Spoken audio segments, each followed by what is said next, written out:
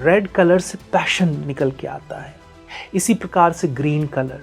जैसे जैसे आत्मा परिष्कृत होनी शुरू होगी, यानी उसके अंदर डिटैचमेंट का भाव आता जाएगा, आप देखेंगे उसका आभा मंडल ऑरा फील्ड बदलना शुरू हो जाएगा, वैसे वैसे उसके कलर में भी परिवर्तन आना शुरू हो जाएगा। कोई कोई व्यक्ति, जैसे आपने साधु संतों की बात की, वो इतने ज़्यादा स्पिरिचुअली एनलाइटेंड हैं कि उनका ऑरा किसी आम इंसान को भी दिख जाए।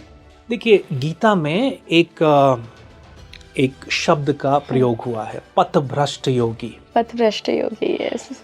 इस जन्म में वो हल्की सी वो पॉइंट 1 को पूरा करने के लिए आए हैं, और किसी न किसी माध्यम से, किसी विधि से अगर उनको वो 99 याद आ जाता है, तो वो 99% जो तपस्या थी या उसका जो तेज बल था, यानी ऑरा का जो स्ट्रेंथ था, ओजस था, वो तो वहीं का वहीं रहेगा।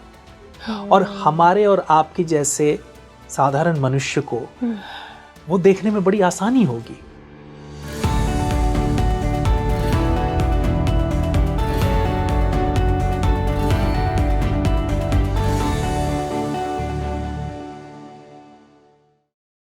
नमस्कार भारत, आप देख रहे हैं स्पीकिंग श्री। मैं हूं आपके साथ इला गोस्वामी।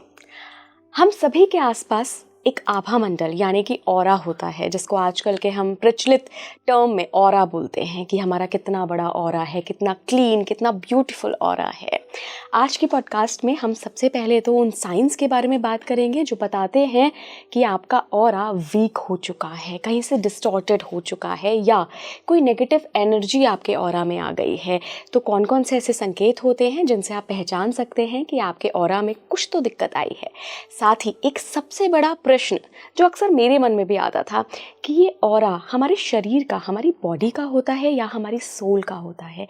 क्या अभी जो ऑरा मैं इस जन्म में कैरी कर रही हूँ, क्या ये मेरे साथ अगले जन्म में भी जाएगा? क्योंकि अगर ये सोल का ऑरा है तो डेफिनेटली मेरे जो कर्मा हैं, जिनसे ये ऑरा बना है, जिनसे ये आभा मंडल बना है, वो मेरी सोल के साथ अगले शरीर में भी प्रवेश करेगा। तो कैसे पास्ट लाइफ से आपका आभा मंडल जुड़ा है, क्या संकेत हैं जो बताते हैं कि आपका ऑरा बहुत पावरफुल है, डिफरेंट टाइप्स ऑफ ऑरा क्या होते हैं। और इस पॉडकास्ट में हमने ये भी रिवील किया है कहीं ना कहीं कि सबसे बेहतरीन ऑरा कौन सा होता है, जिसको मानते हैं कि बहुत सात्विक, शुद्ध, बहुत डिवाइन ऑरा होता है। इस पूरे विषय पर बात करने के लिए मेरे साथ जो एक्सपर्ट जुड़ रहे हैं वो प्राणिक हीलिंग के एक्सपर्ट हैं, साथ ही ऑरा पे भी वो काफ़ी सालों से काम करते आए हैं। वो चक्रों के ज़रिए कैसे ऑरा को क्लीन कर सकते हैं, उस पर भी बात करते हैं। मैं बहुत बहुत स्वागत करना चाहूँगी श्री कौशल गुरु जी का। गुरु जी, बहुत बहुत स्वागत है आपका स्पीकिंग ट्री पर। जी नमस्कार, बहुत बहुत धन्यवाद मुझे अपने प्लेटफॉर्म पे बुलाने के लिए। आपके पुराने पॉडकास्ट को लोगों ने इतना पसंद किया तो हमने सोचा कि इस बार आपकी फील्ड से जुड़े हुए हम स्पेसिफिक टॉपिक लेकर आएंगे। सबसे बड़ा सवाल जो आजकल जिसके बारे में लोग बात कर रहे हैं वो है ऑरा। आभा मंडल के बारे में लोग बहुत बातें करते हैं, तो आज हम ये समझेंगे कि ऑरा क्लींजिंग क्या होती है, कौन से ऐसे संकेत होते हैं जिनको हमें कभी इग्नोर नहीं करना चाहिए, और आखिर में सबसे पहले ये ऑरा है क्या, क्योंकि दिखता तो है नहीं लेकिन होता है। बहुत ही सुंदर प्रश्न है। आभा या ऑरा, और जब ये आकार लेता है या अपना एक क्षेत्र बनाता है जिसे हम आभा मंडल कहते हैं, हर मनुष्य, हर जीव जंतु, मनुष्य ही क्यों, हर जीव जंतु का अपना एक आभा मंडल होता है, अपनी एक आभा होती है। जैसे हम कहते हैं ना, चंद्र की अपनी आभा है, सूर्य का अपना आभा है। तो पहले बात करते हैं आभा है क्या। आभा को जानने के लिए जैसे हम प्याज की परतें दर परतें निकालते हैं, वैसे आज हम अपने अस्तित्व की परत दर परत निकालेंगे। पहला परत अन्नमय कोश, ये शरीर, उसके बाद मन, उसके बाद श्वास, धीरे धीरे करके हम सबसे अंदर की परत पे पहुंचते हैं जिसे हम आत्मिक परत कहते हैं, और वो दर्शाता है आनंद को।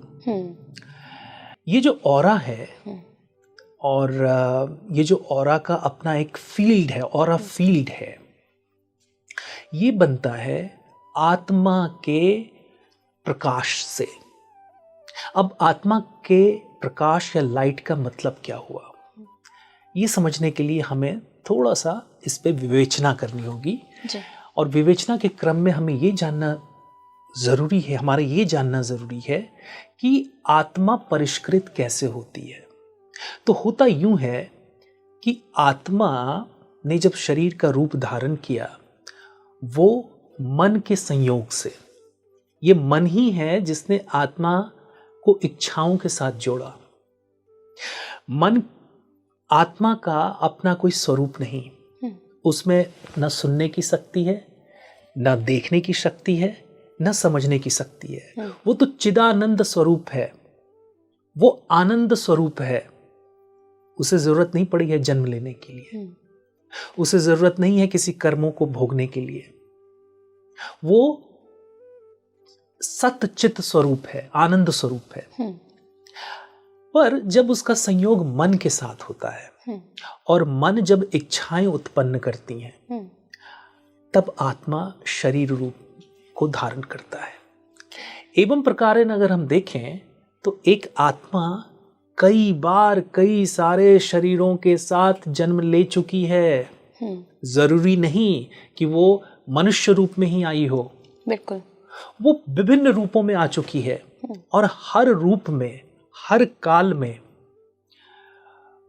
उस आत्मा ने नए नए इच्छाओं को जन्म दिया, नए नए कर्मों के फलों की समष्टि यानी उसका जो जूस है वो उसके साथ जुड़ता रहा और वो एक उसके ऊपर आभा बनाता चला गया। ओके। जिसका प्रारब्ध यानी पूर्व का किया कराया जितना अच्छा होगा उसके आत्मा के ऊपर आभा उतनी अच्छा बनेगा, उतना अच्छा बनेगा, उतना दैदीप्यमान बनेगा, उतना डिवाइनली बनेगा। जिसके प्रारब्ध यानी पूर्व कर्म जितने निकृष्ट होंगे, खराब होंगे, उसका उस आत्मा का आभा मंडल उतना ही निकृष्ट बनेगा, खराब बनेगा। अब आप ये समझ गए कि आभा मंडल शरीर से नहीं है, आत्मा से, ये आत्मा से है। और ये जो ऑरा फील्ड है, जो फील्ड क्रिएट कर रहा है ऑरा अपना, वो प्रारब्ध से जुड़ा हुआ है, कर्मों से जुड़ा हुआ है। अब हम विवेचना करते हैं विभिन्न प्रकार के ऑरा फील्ड्स का। बिल्कुल ठीक है। उससे पहले एक सवाल, तो आपने कहा कि ये ऑरा से जुड़ा है, तो हम जितनी बार रीबर्थ लेंगे हमारे साथ ऑरा कैरी फॉरवर्ड होके जाएगा? बिल्कुल हाँ, यस, उतनी बार ये कैरी फॉरवर्ड होगा, उतनी बार ये या तो परिष्कृत होगा, या तो अच्छा बनेगा, या निष्क्रिय होगा, या तो खराब होगा। अच्छा, एक सवाल, ये मैं अपना ही उदाहरण लेके पूछूंगी। एक गुरुजी आए थे, उन्होंने मुझे बताया कि इलाजी आपके आसपास ब्लू एंड गोल्डन ऑरा उनको जो दिखा उन्होंने वो बताया। तो अगर इस वक्त इस जन्म में अभी मैं स्पिरिचुअल प्रैक्टिसेस करती हूँ लेकिन मैं अगर छोड़ दूँ और निकृष्ट कर्मों पे आ जाऊँ तो क्या ये बदल जाएगा? बिल्कुल हाँ, बिल्कुल हाँ। एक उदाहरण देता हूं मैं आपको। आपने एक काले कलर का चश्मा पहना, आपको कैसा दिखेगा? काला। आपने एक लाल कलर का चश्मा पहना, कैसा दिखेगा? रेडिश। ये तो कर्मों के ऊपर ना है कि आपने अपनी आत्मा के ऊपर इस वक्त, इस जन्म में एक बहुत ही सुंदर आभा जोड़ दिया है, कर्म जोड़ दिए हैं जी। तो आपका ऑरा फील्ड बदल गया। The colour of aura has changed. वही जैसे ही आपने कर्म को बदला वैसे ही आपका आभा मंडल यानी ऑरा फील्ड पुनः परिवर्तित हो जाएगा। तो ये आपका ऑरा फील्ड आपके कर्मों पर निर्भर है। जैसा कर्म वैसा ऑरा फील्ड। ओके, अब हम बात करते हैं डिफरेंट टाइप के ऑरा फील्ड्स की, क्योंकि ऑब्वियसली बहुत सारे ऑरा कलर्स की हम बात करते हैं, बहुत सारे तरीके के ऑरास की बात करते हैं। आज सबको हम पूरा अंदर तक, गहराई तक जानेंगे। चलिए समझने का प्रयास करते हैं different types of aura field. पहले मैं उदाहरण देके समझाऊंगा। एक कोई महात्मा है, महात्मा का तात्पर्य जिनकी आत्मा हमेशा परमात्मा की तरफ लगी रहती है। उनका जो ऑरा फील्ड होगा वो बिल्कुल डिजायरलेस होगा, वो बिल्कुल वाइट होगा, वो बिल्कुल हल्का सा पीलापन लिए होगा। क्यों? क्योंकि ये डिजायर ही है जो निर्धारित करती है कि आपके ऑरा का फील्ड क्या होगा, कलर क्या होगा, डिफरेंट ऑराज कौन कौन से होंगे। अगर अब हम डिफरेंसेस की बात करते हैं तो सारी डिफरेंसेस जो है ऑरा फील्ड में वो डिपेंड करती हैं कि आपका प्रारब्ध क्या है, आपके अभी के कर्म क्या हैं, आपकी मनः स्थिति क्या है, और अंतोगत्वा आपकी जो एक इनर टेंडेंसी है ना, सबकी एक इनर टेंडेंसी होती है। और इनर टेंडेंसी कौन डिसाइड कर रहा है? हमारे कर्म, प्रारब्ध। अच्छा, इनर टेंडेंसी अभी के कर्म नहीं डिसाइड कर रहे हैं, प्रारब्ध। इसीलिए आपने देखा ना,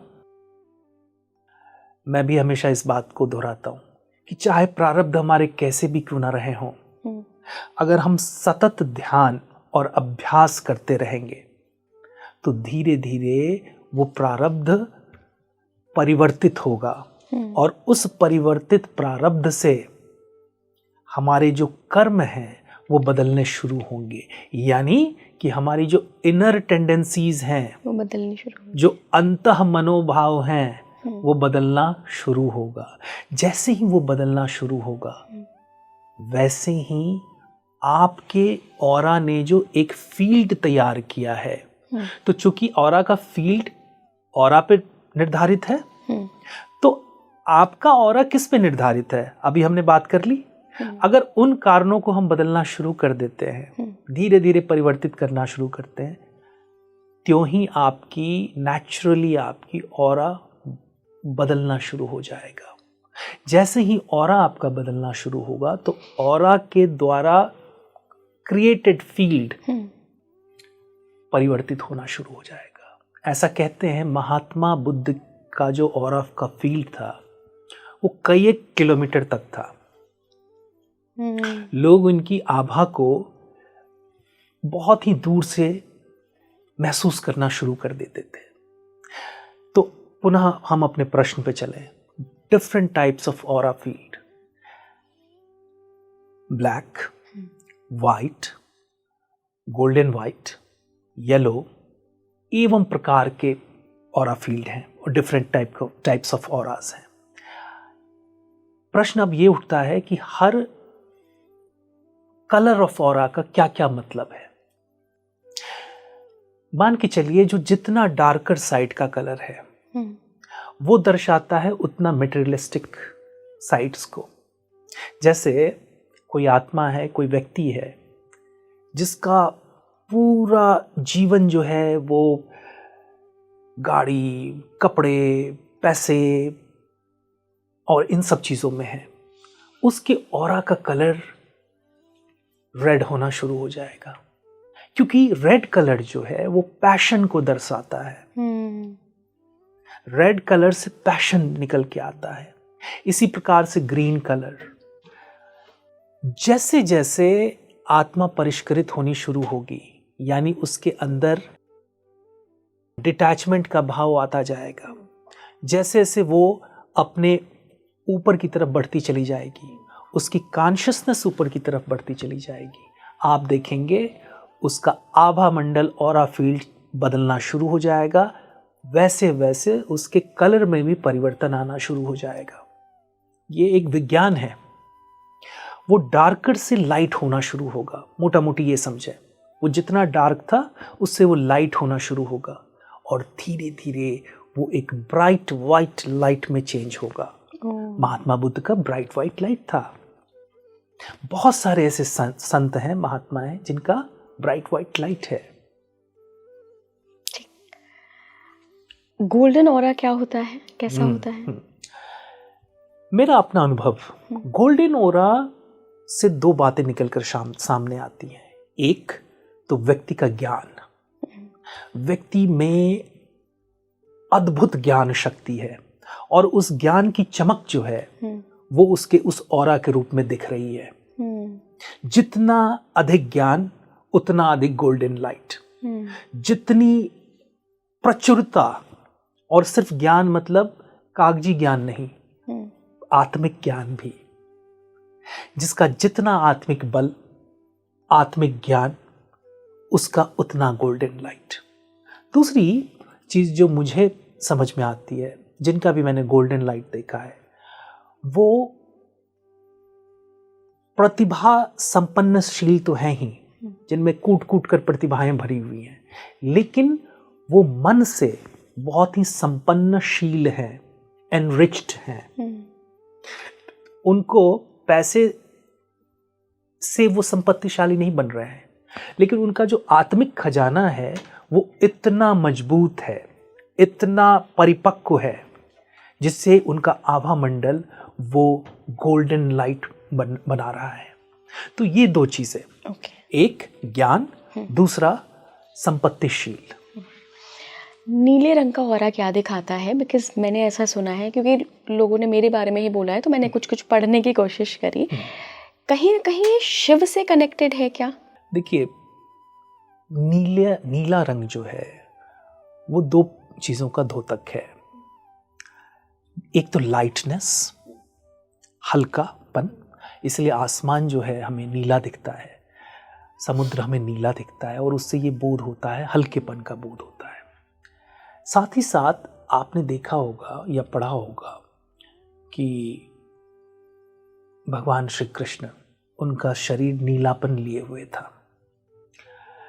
वो ये भी दर्शाता है नीला कि वो सारी विघ्न बाधाओं को पार करने की क्षमता रखता है, और जिसमें भी शिव तत्व है, या जो शिव तत्व के तरफ आकर्षित है, या ऐसा भी कह सकते हैं जो भगवत तत्व की तरफ, यानी गॉड पार्टिकल्स की तरफ जो आकर्षित है, उसको ये कलर या तो भाता है या उसका आभा मंडल ऐसा बनता चला जाता है।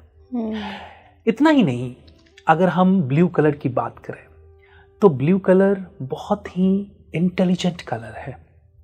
लाइट तो है ही, इंटेलिजेंट है, साथ ही साथ ये आपको आकाश तत्व से भी जोड़ता है ना? ये आपको आकाश तत्व से भी जोड़ता है। जैसे ही नीला, लाइट ब्लू कलर आपके जहन में आया, आपको तुरंत ही दो चीजों का ख्याल आएगा। एक स्काई, आकाश, दूसरा वाटर, पानी। और दोनों की गुण अगर हम देखें, चाहे आकाश के, तो आकाश निर्गुण है, शिव भी तो निर्गुण है। आकाश परिधियों के पड़े है, शिव भी तो परिधि में नहीं बांधे जा सकते हैं। शिव ने जगत को बचाने के लिए समुद्र मंथन में सारे विष को पी लिया। नीलकंठ। तो नीलकंठ वही हो सकता है ना, जो दूसरे के प्रति समर्पण का भाव रखता हो, जिसका जीवन ही अपने लिए नहीं बल्कि दूसरों के लिए हो। तो blue colour indicates a lot, and ऐसा मेरा मानना है कि ब्लू कलर कहीं ना कहीं आध्यात्म की तरफ हमें ले जाता है, आध्यात्मिक बनाता है, और हमारे जीवन को थोड़ा हल्का करता है उन सारे बोझों से, कर्मों के बोझ से जो हम लिए फिर रहे हैं। ऑरेंज कलर का या पीले रंग का जो ऑरा होता है, आभा मंडल होता है, वो क्या दिखाता है? नारंगी कलर या ऑरेंज या येलो कलर, कहीं ना कहीं दोनों में एक बेसिक सूत के बराबर डिफरेंस है, वेरी माइनर डिफरेंस। जो येलो कलर है वो प्रतीक है ज्ञान का,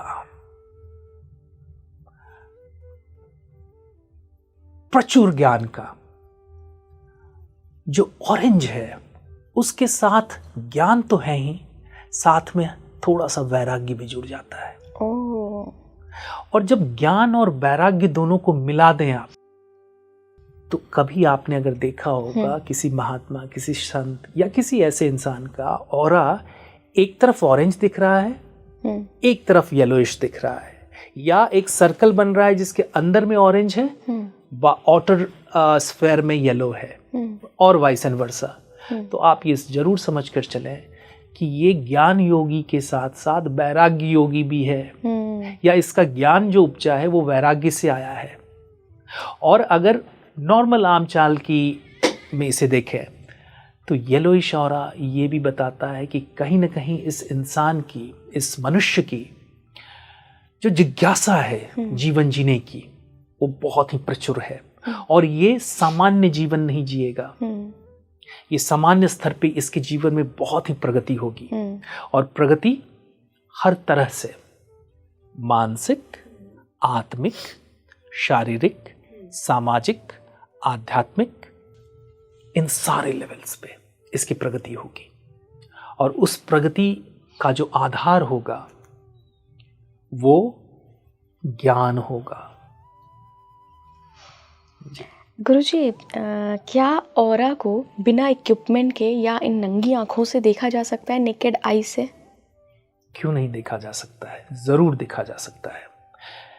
देखने वाला होना चाहिए, और देखने के लिए सबसे पहले हमें खुद से जुड़ना होगा। मैं हमेशा कहता हूं, connect with your own self.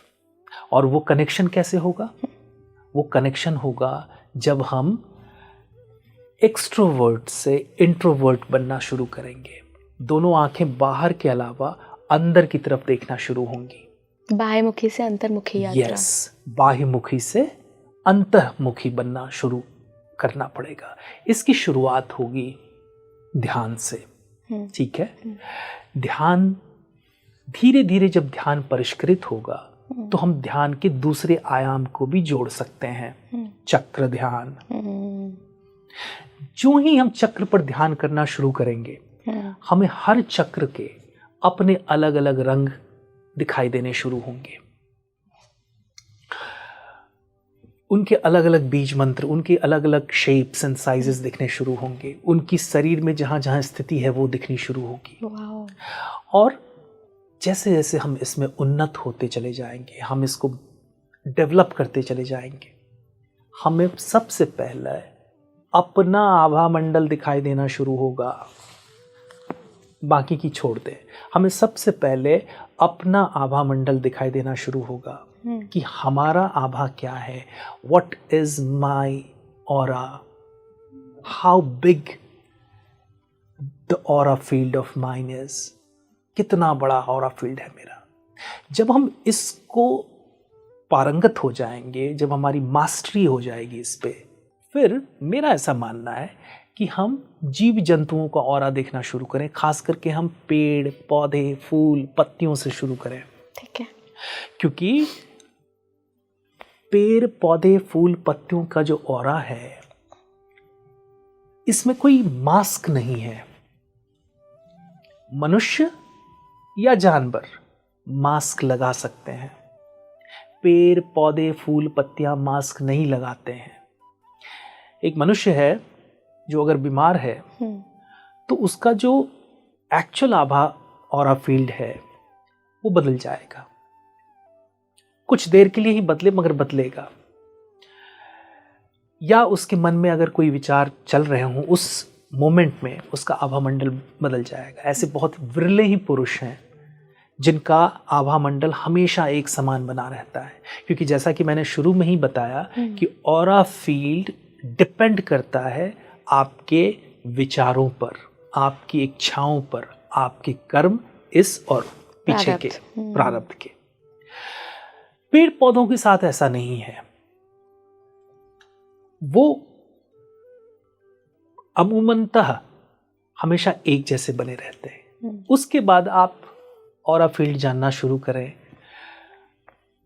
सन का, मून का, स्काई का, स्टार्स का, और धीरे धीरे धीरे धीरे धीरे धीरे आपके अंदर में ये शक्ति आती चली जाएगी। आप जो जो ध्यान करते रहेंगे, अपने आभा मंडल को देखते हुए आप में ये शक्ति आएगी कि आप दूसरों के भी आभा मंडल को आंख खोलते ही दिख सकते हैं। देख सकते हैं। और आपको पता है, आपके दर्शकों के लिए बहुत ही आश्चर्यजनक बात होगी कि आभा मंडल या ऑरा फील्ड को समझने के लिए हमें पूरे शरीर को देखने की जरूरत नहीं है। फिर यस, आपको सिर्फ उस व्यक्ति के, उस पर्सन के माथे को देखें या माथे से थोड़ा सा ऊपर देखें, मतलब आज्ञा की तरफ और सहस्त्रार, सिर्फ ये चार ललाट को देखें और उसके ऊपर देखें। आपको उसका जो एक्चुअल ऑरा है, ऑरा कलर है और उसका कितना बड़ा फील्ड है वो दिखना शुरू हो जाएगा। एक बार इस पे प्रयोग करें, लेकिन शुरुआती समय में, दौर में पहले इंसानों के साथ मत शुरू करें। पहले आप 3 महीने अपने आप को दें तैयार करने के लिए। इन 3 महीनों में स्टेप बाय स्टेप आप लर्न करें कि पहले मुझे अपने ऊपर वर्क करना है, और धीरे धीरे जब आप अपने ऑरा को देखना शुरू करते हैं, उनके कलर्स को देखना शुरू करते हैं, उनके फील्ड को समझना शुरू करते हैं, फिर पहला एक्सपेरिमेंट होगा ऑन ट्रीज, फ्लावर्स, पौधे, फिर आकाशीय तत्व पे, फिर धीरे धीरे मनुष्य पे।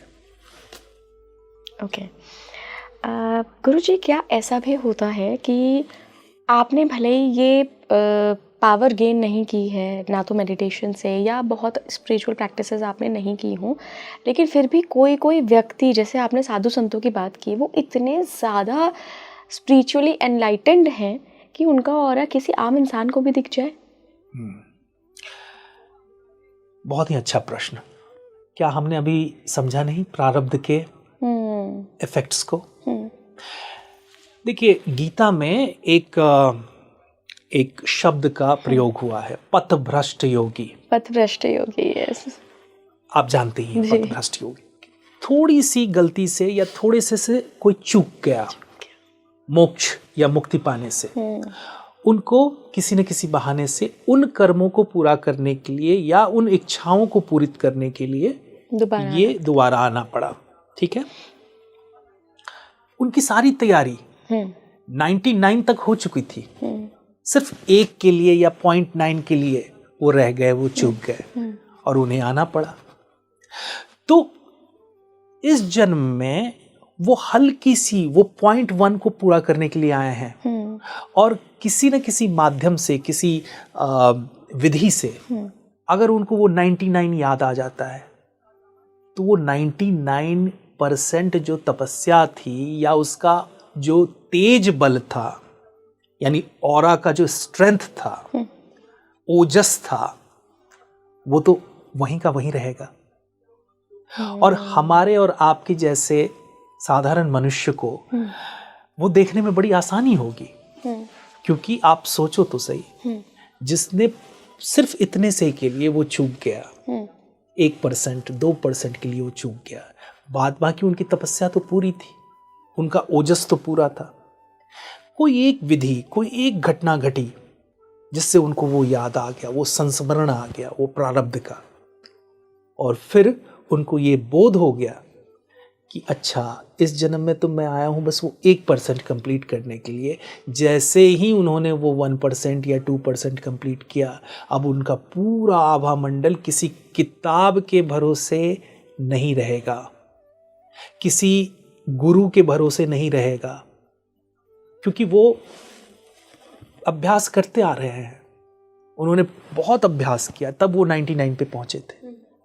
अब उनका आभा मंडल किसी भी बात पे डिपेंडेंट नहीं है, वो खुली आंखों से हमें दिख सकता है, और वो भी किसी भी चीज़ पर डिपेंडेंट नहीं है। उनका ऑरा किसी भी किताब, किसी भी ज्ञान पे डिपेंडेंट नहीं है।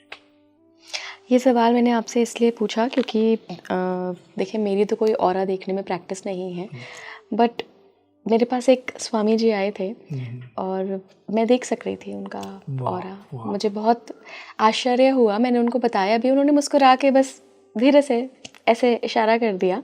मैं नाम नहीं लूँगी क्योंकि लोगों को लगेगा कि प्रचार हो रहा है यहाँ पर, लेकिन एक्चुअली मैंने वो देखा था, मुझे वो पूरी प्रकायदा पूरा एक आभा मंडल दिख रहा था उनके आसपास।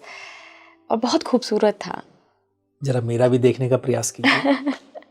मैं आंख बंद करके बैठूं या ऐसे ही बैठूं? मुझे लगता है शायद ये अकस्मात हो जाता है कभी कभी। जी, अगर हो इस एपिसोड में तो मुझे और दर्शकों को ज़रूर बताइए। बिल्कुल बिल्कुल बिल्कुल गुरुजी, सबसे ज़रूरी सवाल इस पूरे पॉडकास्ट का कि ऑरा क्लींजिंग कैसे करें। अगर किसी को समझ नहीं आ रहा है कि यार मेरा ऑरा अगर नेगेटिव हो रहा है या एनर्जी फील्ड अच्छी पॉजिटिव नहीं है ऑरा की, तो सबसे पहले तो कौन से संकेत हैं कि अगर आप नहीं भी देख पा रहे हो या कोई और देखकर नहीं बता रहा है, तो क्या कुछ ऐसे संकेत मिलते हैं हमें मेंटली फिजिकली जिनसे हम पता लगा सके कि एनर्जी फील्ड अभी ठीक नहीं है ऑरा की? 2 प्रश्न हो गए इस एक प्रश्न में। एक तो हम कैसे क्लीन करें, बिल्कुल। दूसरा ये पता लगाना कि ऑरा फील्ड ठीक है या नहीं। सबसे पहले हम इस पे बात करेंगे कि ठीक है या नहीं पे। ये पता लगाना कि मेरा ऑरा फील्ड सही है या नहीं है या ख़राब हो रहा है। इसके कुछ पहचान है। पहली चीज़, ये मैं 5 रूल्स बता रहा हूँ जानने के। पहला, शरीर से शुरू करते हैं।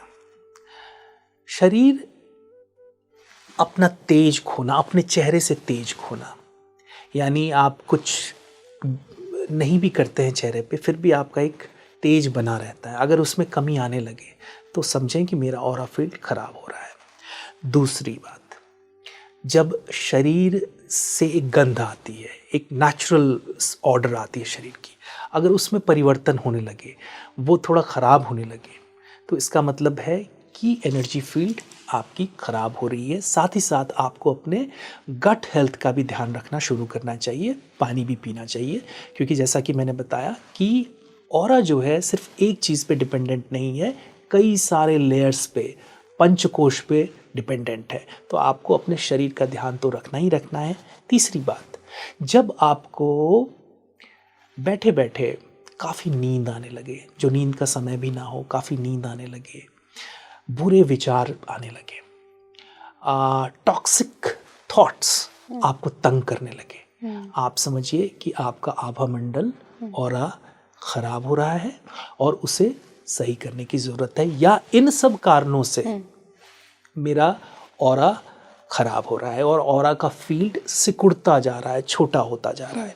फोर्थ, जब आपको अनायास ही आपकी रेस्टिंग हार्ट रेट की बीट बढ़ जाए। नॉर्मली हार्ट रेट की बीट होती है 72, 74, 75, लेकिन आप नहीं कुछ कर रहे हैं, आप बिल्कुल रेस्ट में हैं, और तब आपका हार्ट रेट 90 प्लस चला जाए, तो समझना चाहिए कि कुछ ना कुछ शरीर में खराबी हो रही है, मन में खराबी हो रही है, और आपका दिमाग ज़रूरत से ज़्यादा काम कर रहा है। दिमाग का ज़रूरत से ज़्यादा काम करने का क्या तात्पर्य है? तात्पर्य ये है कि आपके अंदर थॉट्स ही थॉट्स आते जा रहे हैं और आप उन थॉट्स को बिल्कुल रोक पाने में सक्षम नहीं हैं। आप एक तरह से तंग आ गए इन थॉट्स से। लास्ट बट नॉट लीस्ट, जो 5वां हमारा क्राइटेरिया है जानने का, समझने का, 5वां क्राइटेरिया जानने का ये है कि जब भी हम बाहर निकलते हैं तो जो कल तक दोस्त भी थे वो भी अचानक से हमसे ठीक से बात नहीं कर रहे हैं। जो हमारे बहुत खास थे, बहुत अपने थे, वो भी थोड़ा हमसे दूर जा रहे हैं। हमारी जो आध्यात्मिक रुझान था हमारा, उससे हम बिल्कुल उलट होते जा रहे हैं। कल तक अगर हम 2 मिनट आंख बंद करके बैठते भी थे तो आज हमें वो करना दुष्कर महसूस हो रहा है, बहुत डिफ़िकल्ट महसूस हो रहा है। इन 5 चीज़ों से हम पता लगा सकते हैं कि कहीं ना कहीं किसी न किसी लेवल पे हम में ख़राबी आ रही है और इनकी वजह से हमारा ऑरा जो है वो ख़राब हो रहा है, हमारा ऑरा का फील्ड सिकुड़ता हुआ जा रहा है। दूसरा प्रश्न था जो इसी प्रश्न, कैसे क्लीन करें, कैसे इसको क्लीन करें, कैसे इसकी सफाई करें, क्लींजिंग आउट ऑफ ऑरा, ठीक है ना। क्लीन करने के लिए मैं फिर से 5 स्टेप्स प्रोसेस बताता हूँ। पहला स्टेप, क्लीन योर बॉडी। अब क्लीन योर बॉडी यानी अपने शरीर की सफाई करें। कैसे करेंगे सफाई?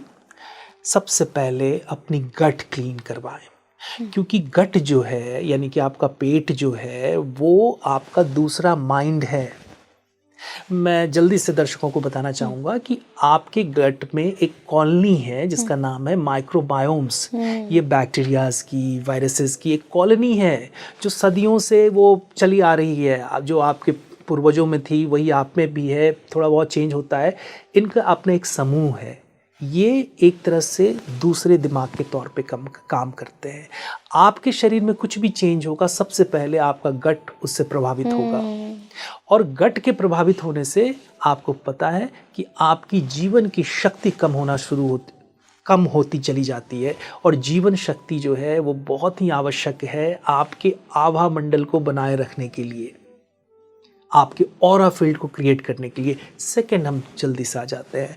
आपने देखा होगा, जैसे मैंने कहा, ब्रेथ पे आप देखेंगे जब भी किसी का ऑरा फील्ड छोटा होना शुरू हो जाता है, ऑरा टॉक्सिक होनी शुरू हो जाती है, उनकी सांस की लंबाई बहुत छोटी होती चली जाती है।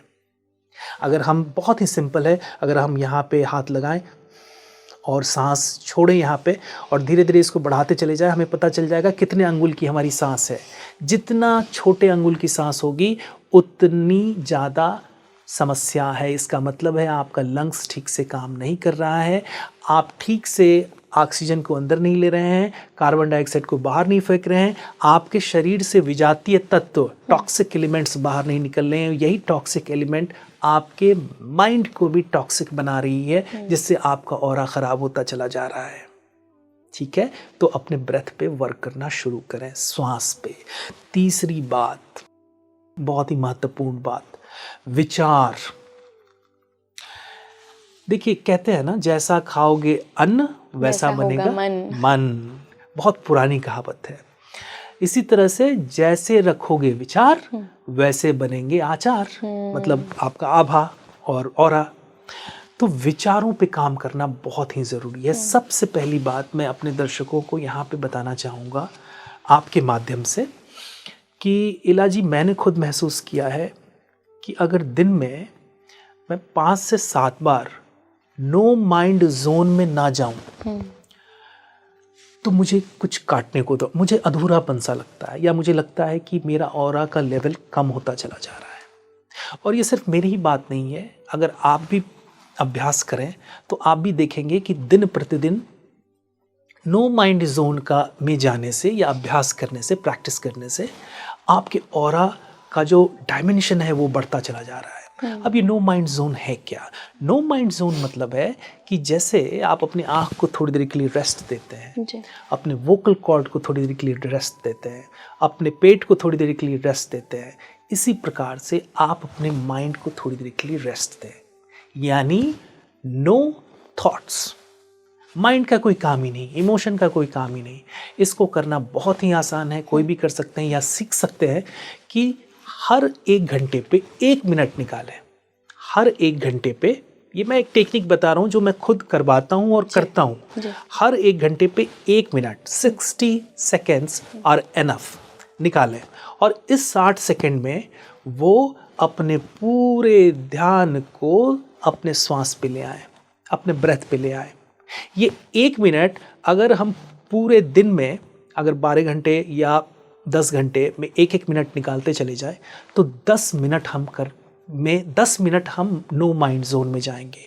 ये नो माइंड जोन जो है ये हमारे माइंड को रेस्ट देगा, साथ ही साथ ये हमारे जो टॉक्सिक विचार आ रहे हैं उससे हमें दूर करना शुरू करेगा।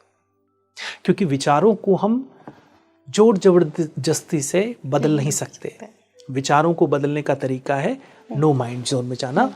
4th टेक्निक मैं जल्दी से बताऊं। 4th टेक्निक जो है इसमें वो है नाम जाप, remembering the name of the God. ये बहुत ही आवश्यक है। और मैं इसके लिए ये नहीं कहूँगा कि आप ये जाप करें या वो करें, लेकिन आपके अंदर में कुछ मंत्र, कुछ बीज मंत्र, चाहे आप किसी भी फेथ के क्यों ना हो, उस फेथ से आपको जो सूट करता है, आप ओम मणि पद में होम हमेशा जाप कर सकते हैं अंदर में, आप राम राम कर सकते हैं, आप ओम नमः शिवाय कर सकते हैं, एटसेट्रा एटसेट्रा। या अगर आपका इनमें मन नहीं लगता है तो आप किसी अच्छे विचार का जाप कर सकते हैं, जैसे कि I am healthy, I am happy, I am in harmony, I am healthy, I am happy, I am in balance, वगैरह वगैरह। आप इसको मन में दोहराते रहें, और जब आप दोहराना शुरू करेंगे फिर आपको आई एम कहने की जरूरत नहीं है, सिर्फ आप शब्द बोलें, हैप्पी, हेल्दी, हार्मोनियस, सुख, शांति, आनंद। अब अगर हम इसको 3 बार दोहराएं, आप खुद करके अभी देखें, आप मन में दोहराएं, सुख, शांति, आनंद, सुख, शांति, आनंद, सुख, शांति, आनंद। अब एक लंबी गहरी सांस भरें, धीरे से आंखों को खोलें। काफी रिलैक्सिंग था। आपने देखा, आपने खुद इंस्ट्रक्शंस दिए अपने आप को। तो ये हमारा शायद 4th पॉइंट था। Fourth point था। अब लास्ट पॉइंट जो कि 5वां पॉइंट। 5वां पॉइंट है अपने सर्कल में, अपने घर में कुछ चीजों को जोड़ना। जी। जैसे प्लांट्स, अपने आपका घर चाहे कितना भी छोटा क्यों ना हो, आप मनी प्लांट तो लगा ही सकते हैं। प्लांट्स को जोड़िए अपने घर में। कुछ क्रिस्टल्स, अच्छे क्रिस्टल्स घर में जैसे? रखिए। बहुत सारे ऐसे क्रिस्टल्स हैं, मैं नाम नहीं लूंगा अभी किसी का, क्योंकि ये फिर एक अलग टॉपिक हो जाएगा, और हर व्यक्ति के लिए अलग अलग क्रिस्टल्स होते हैं। इस पे हम कभी और चर्चा जी करेंगे। बिल्कुल। सो क्रिस्टल्स का ये गुण होता है कि वो जो नेगेटिव एनर्जी है उसको अवशोषित कर लेती है, और ये अब तो साइंटिफिकली प्रूवन भी है। क्रिस्टल्स रखना, सेज को जलाना। आपने देखा होगा कि पहले हम घरों में सेजेस को या धूप को जलाते थे, ये, या कपूर, कैम्फर को लिट करना या बर्न करना पूरे घर में। ये सिर्फ वायु को प्योरीफाई नहीं कर रहे हैं, बल्कि ये ऊर्जा को प्योरीफाई भी कर रहे हैं, और अंत में अपने पूरे चक्रास पे वर्क करना। तो चक्रास पे वर्क करने के लिए सबसे पहले आपको इन 5 चीज़ों पे कार्य करना होगा, और धीरे धीरे, जैसा मैंने पहले स्टेप में बताया कि जब आप ध्यान की माध्यम से, और ध्यान मतलब ये हमेशा यही समझा जाता है आंख बंद करके, नहीं, ध्यान का मतलब है ये नहीं कि हमेशा आंख बंद करके, आप आंख खोल के भी ध्यान कर सकते हैं, आप चलते हुए भी ध्यान कर सकते हैं, आप गाना गाते हुए भी ध्यान कर सकते हैं। ध्यान का एक और एक मतलब है अपनी पूरी चेतना के साथ एक बिंदु पे आके रुक जाना। मैं आशा करता हूँ मैंने इस प्रश्न का ठीक जवाब दिया। बिल्कुल बिल्कुल गुरुजी, और मैं सही बताऊँ, मैं एकदम से खो गई थी आपके पूरी इस वार्तालाप में, और मैं ऐसे इमेजिन कर रही थी कि अब मुझे इनमें से क्या क्या अपनी रूटीन में डेफिनेटली ऐड करना चाहिए। एक सांस वाला, ये मेरी रिकमेंडेशन है जो मैंने इस पॉडकास्ट से सीखा। श्वास वाला तो मुझे बहुत ही अच्छा लगा, जो आपने 3 शब्द कहलवाए मन मन में और फिर गहरी सांस ली, बहुत रिलैक्सिंग था। दूसरा, क्रिस्टल्स को मैं एक बार ट्राई करूँगी, क्योंकि बहुत लोगों से मैं सुन चुकी हूँ कि एनर्जी फील्ड को वो बहुत बेहतर करते हैं। बहुत। आप मुझे कमेंट बॉक्स में बताइएगा कि आप क्या आज से इस पॉडकास्ट को देखने के बाद शुरू कर रहे हैं अपने ऑरा क्लींजिंग के लिए, क्योंकि डेफिनेटली गुरुजी कई बार होता है, मैं देखती हूँ लोग बड़े हंसमुख होते हैं, बड़े लाइवली होते हैं, लेकिन आप जैसे ही उनके एनर्जी फील्ड में प्रवेश करेंगे ना, आप बड़े अनकंफर्टेबल से हो जाते हैं। और मेरे साथ ये बहुत दफ़ा हुआ है।